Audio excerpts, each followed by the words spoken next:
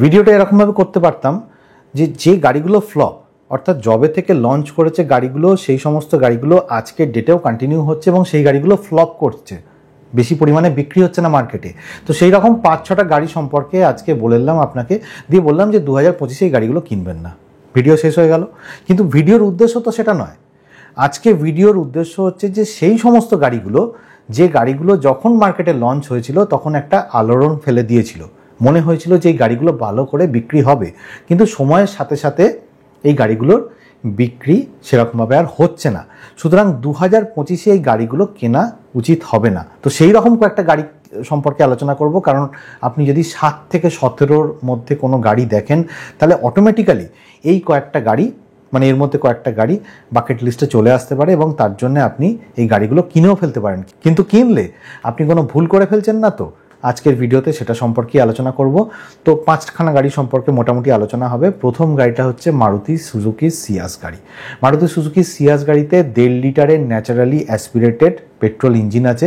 এবার সেই গাড়িটা 103 বিএইচপি পাওয়ার জেনারেট করে, ম্যাক্সিমাম পাওয়ার জেনারেট করে, 136 নিউটন মিটার টর্ক জেনারেট করে।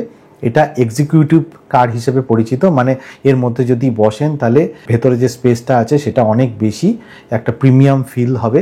কিন্তু সমস্যা হচ্ছে যে এই গাড়িটার যে টপ মডেল আছে, ইনফ্যাক্ট এতে অটোমেটিক ট্রান্সমিশনও আছে, কিন্তু এর যে টপ মডেলটা আছে সেই টপ মডেলে 2টো মাত্র এয়ারব্যাগ আছে এবং এর যে নেক্সট জেনারেশন বা ফেস লিফট অনেক দিন আসেনি। তো সেই জন্য এই গাড়িটা একটু হলেও আউটডেটেড হয়ে গেছে।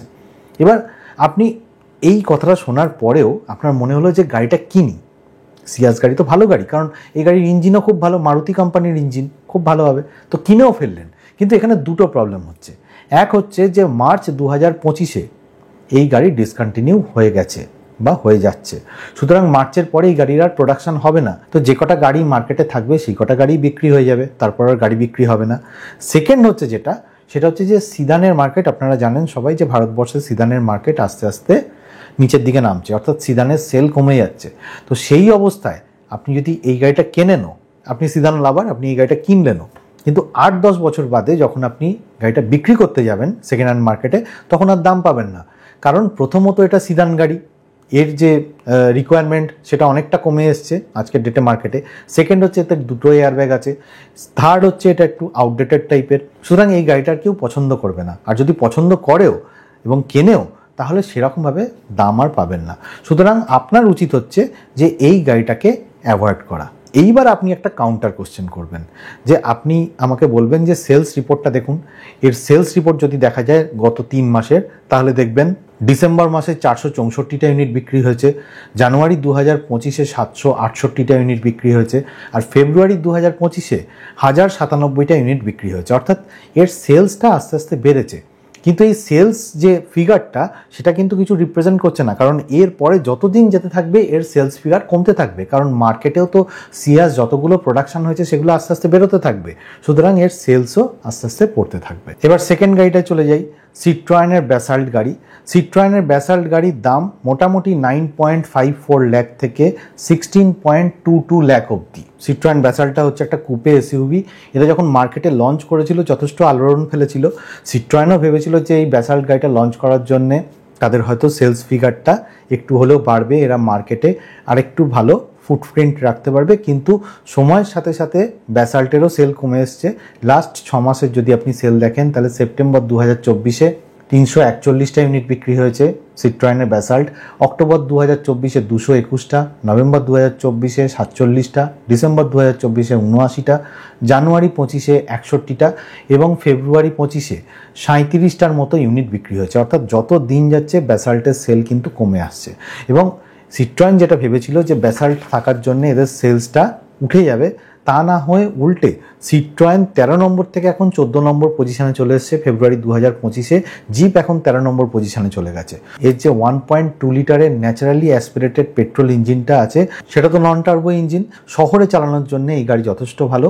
কিন্তু আপনি যদি লং ড্রাইভে যেতে চান তখন একটা সমস্যা হবে যে প্রথমত এর ইঞ্জিনটা পেপ্পি নয়, আর সেকেন্ড হচ্ছে যে যেহেতু সার্ভিস সেন্টার, সিট্রয়েনের সার্ভিস সেন্টার পুরো ইন্ডিয়াতে অনেক কম, তাই রাস্তায় যদি কোনো খারাপ হয় তাহলে আপনার সার্ভিস সেন্টারের সাপোর্ট পেতে একটু অসুবিধে হয়ে যাবে। হ্যাঁ, এবার আপনি টার্বো ইঞ্জিন কিনতে চান, কারণ সিট্রয়েন ব্যাসাল্টের একটা টার্বো ইঞ্জিনও আছে। এবার টার্বো ইঞ্জিনটা কেনার জন্য আপনাকে খরচা করতে হবে 13.66 লাখের মতো। আপনি যেখানে 13.5 লাখ টাকার ওপরে গাড়ি কিনছেন সেখানে ডেফিনেটলি আপনি সিট্রয়েনের কথা ভাববেন না। আপনার মনে হবে যে আমি মারুতির দিকে যাই।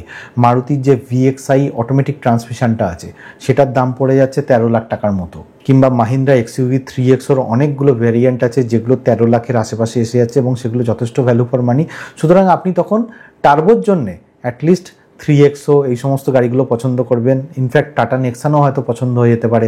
আবার আপনি যদি রিলায়েবিলিটি চান তাহলে মারুতির দিকে যাবেন। তো এই সমস্ত অপশানগুলো আপনার কাছে খুলে যাচ্ছে। এবার 3 নম্বরে চলে যাই, রেনোর কাইগার গাড়ি। এবার কিগারের যে দাম সেটা যথেষ্ট কম্পিটিটিভ।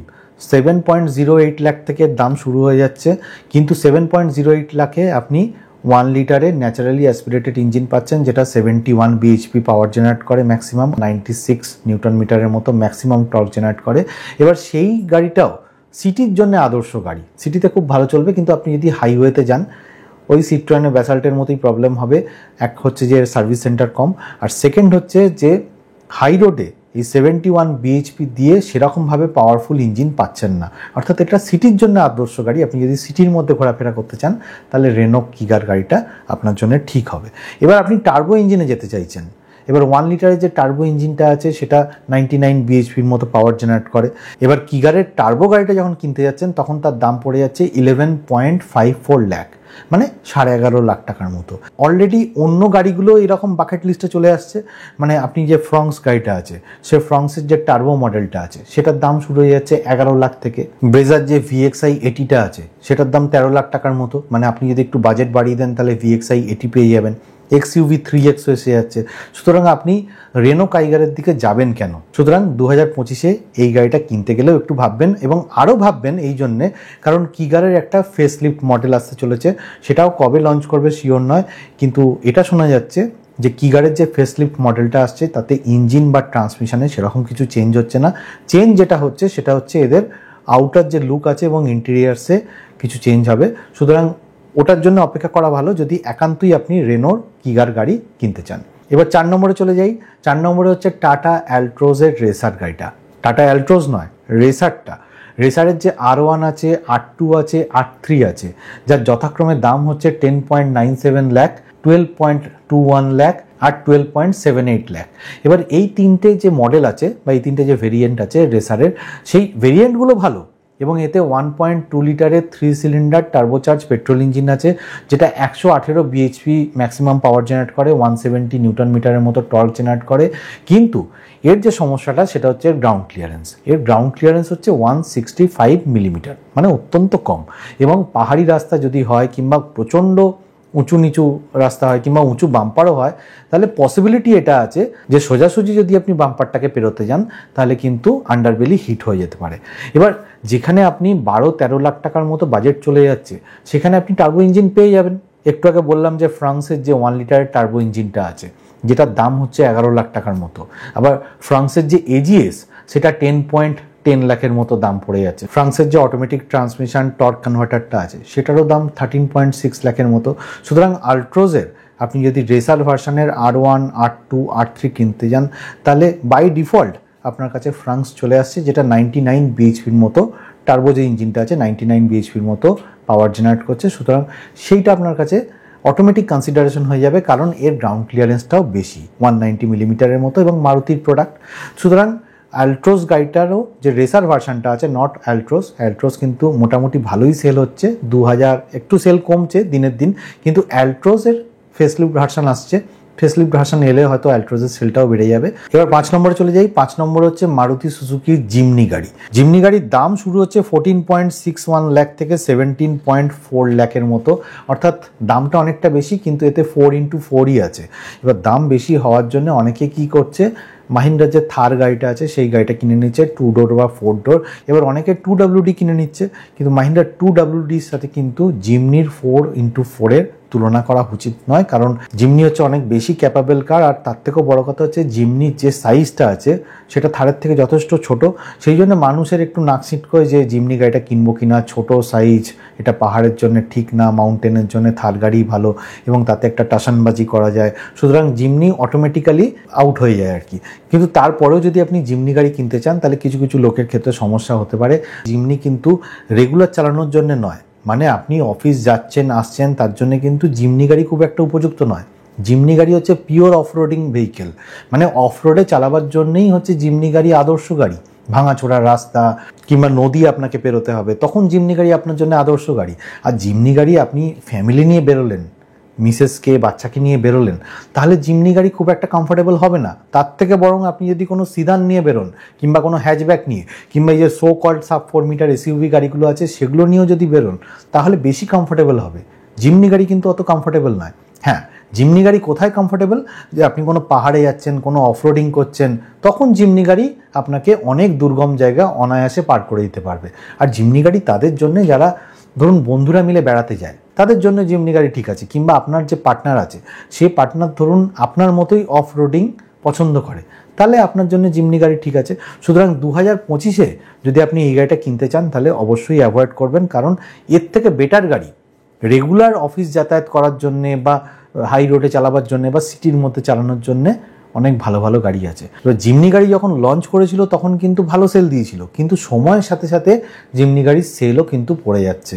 কারণ আপনি যদি সেপ্টেম্বর 2024 দেখেন তাহলে 599টা, অক্টোবরে 1200টা, নভেম্বরে 988, ডিসেম্বরে 1100টা, আবার জানুয়ারি মাসে 163টা, ফেব্রুয়ারি মাসে 385টার মতো গাড়ি বিক্রি হয়েছে। অর্থাৎ সেল ক্রমাগত নিচের দিকেই যাচ্ছে। সুতরাং আজকের ভিডিওতে এটুকুনি বলা ছিল যে 2025-এ কোন কোন গাড়িগুলো আপনি অ্যাভয়েড করবেন। ভিডিওটা যদি ভালো লাগে তাহলে লাইক শেয়ার কমেন্ট করবেন, আর অবশ্যই কমেন্ট করে জানাবেন ভিডিওটা কেমন লাগলো। আর এরকম ভিডিও যদি আরও দেখতে চান তাহলে চ্যানেলটা সাবস্ক্রাইব করে নেবেন। আর যারা 4 হুইলার চালান তারা সিট বেল্ট পরবেন, যারা 2 হুইলার চালান হেলমেট পরবেন। খুব ভালো থাকবেন।